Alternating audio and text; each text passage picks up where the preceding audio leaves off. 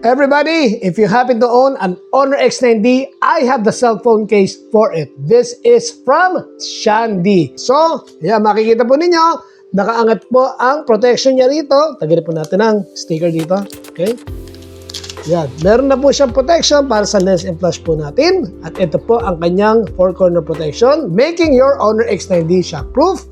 At ito po ay gawa sa clear acrylic material, so hindi ito maninilaw over the course of time. So, ang gawin po natin mga karonjen, ikabit po natin dito sa ating Honor X9D at tinan po natin ang itsura niya pagkakabit po natin.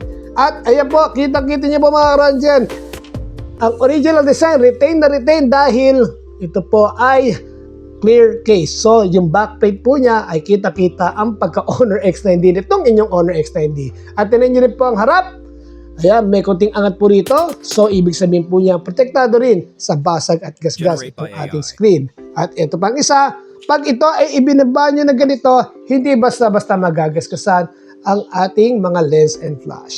At isa pa nga po pala maganda rito mga karonjen, makabit po rito sa gilid. So, hindi ito basta-basta mahuhulog sa ating kamay. So, yun po mga karonjen, ito pong ating Shandy case ay isang premium quality case para po dito sa bagong unit ng Honor, which is the Honor X9D. So, if you happen to own an Honor X9D, well, I strongly suggest you put this now sa ating yellow basket.